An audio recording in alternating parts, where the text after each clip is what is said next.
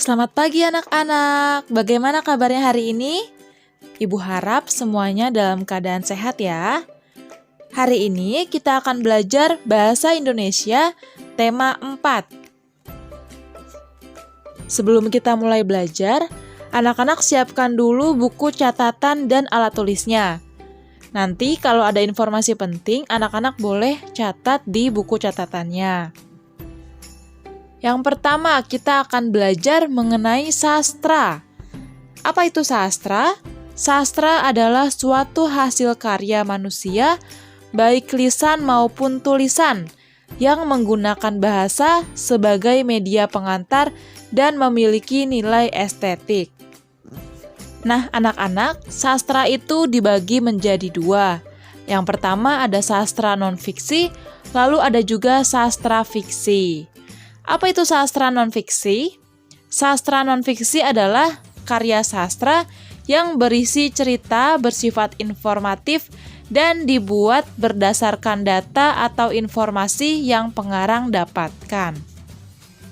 Nah, contoh dari karya non-fiksi itu adalah ada buku sejarah, ada karya tulis ilmiah, ada ensiklopedia, dan biografi. Selanjutnya, ada juga karya sastra fiksi.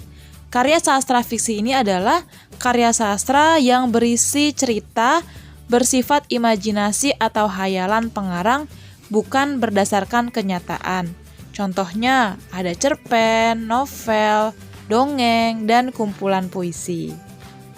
Anak-anak, dalam suatu cerita itu pasti ada unsur-unsurnya. Nah, unsur-unsurnya itu ada tema, tokoh, alur, konflik, latar, dan amanat. Apa itu tema? Tema adalah gagasan, ide, ataupun pikiran utama yang menjadi dasar sebuah cerita. Lalu, apa itu tokoh? Tokoh itu adalah pelaku dalam sebuah cerita. Nah, sifat tokoh itu dibagi menjadi dua, ada antagonis dan protagonis. Kalau antagonis ini adalah tokoh yang memiliki sifat jahat atau sifat buruk dalam suatu cerita. Sedangkan kalau protagonis itu adalah sebaliknya. Protagonis adalah tokoh yang memiliki sifat baik dalam sebuah cerita. Setelah tokoh, unsur berikutnya adalah alur. Alur adalah rangkaian kejadian dalam suatu cerita dari awal sampai akhir. Nah, alur ini terbagi menjadi 3, yaitu alur maju, alur mundur, dan alur campuran. Berikutnya adalah konflik. Konflik ini adalah permasalahan atau pertentangan yang terjadi dalam sebuah cerita. Lalu unsur selanjutnya adalah latar. Latar berkaitan dengan tempat, waktu, dan suasana dalam cerita. Nah, contoh dari latar tempat adalah sekolah, rumah, taman.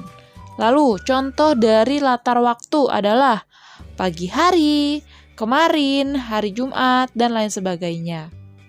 Lalu terakhir, contoh dari latar suasana.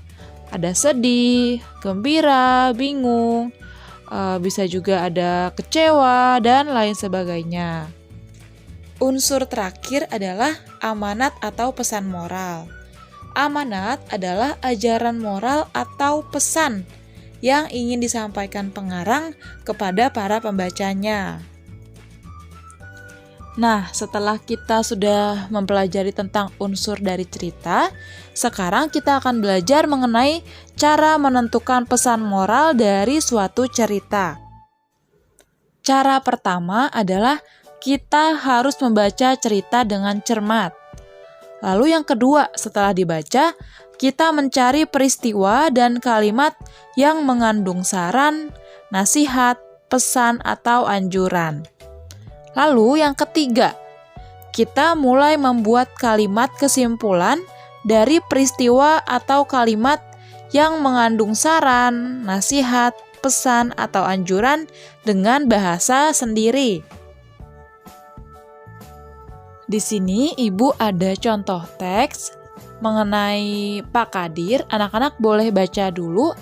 Nanti setelah itu kita akan menentukan tokoh, peristiwa, dan inti cerita dari cerita Pak Kadir. Semuanya sudah baca ya? Oke, tokoh dari cerita tersebut yang pasti adalah Pak Kadir dan para petani lainnya. Lalu untuk peristiwanya, peristiwa yang terjadi dari cerita tersebut adalah terjadi serangan wabah hama di sawah para petani. Lalu untuk inti ceritanya adalah Pak Kadir dan para petani mengalami kerugian karena sawah mereka diserang hama. Namun berkat kerja keras dan kerjasama mereka, kesulitan tersebut dapat diatasi. Jadi pesan moral pada cerita tersebut adalah setiap masalah harus kita hadapi dengan semangat dan pantang menyerah. Nah, kalau kita diminta untuk memberikan pendapat tentang pesan moral dari suatu cerita, kalimat yang kita gunakan adalah pesan moral yang ditulis sudah sesuai dengan isi cerita. Menurut saya, teks cerita tersebut mengandung pesan moral agar menjadi orang yang tidak mudah menyerah dalam menghadapi masalah yang terjadi. Nah, anak-anak perhatikan ya, bagaimana kalimat yang harus kita gunakan, supaya kalimatnya bisa baku dan dapat dimengerti oleh pembacanya. Oke, berikutnya kita akan belajar mengenai dongeng. Apa itu dongeng? Dongeng merupakan cerita yang tidak benar-benar terjadi. Contohnya, dongeng kelinci dan kura-kura. Dongeng juga memiliki unsur, ada tema, latar, pesan moral, dan tokoh. Coba kita perhatikan, anak-anak pernah tidak membaca dongeng Malin Kundang? Pernah ya? Nah, apa pesan moral dari dongeng tersebut? Ada yang masih ingat? Ya, betul sekali. Pesan moral dari dongeng tersebut adalah kita tidak boleh durhaka kepada orang tua. Kita harus selalu menghormati mereka. Nah, itu adalah pesan moral dari dongeng Malin Kundang. Anak-anak, pembelajaran kita hari ini sudah selesai. Setelah ini, anak-anak boleh cek di Google Classroom. Ibu sudah berikan tugas ada di Google Classroom ya. Disimak tugasnya, kalau ada yang masih bingung, boleh tanyakan ke ibu. Oke, selamat mengerjakan tugas. Dadah semuanya, terima kasih.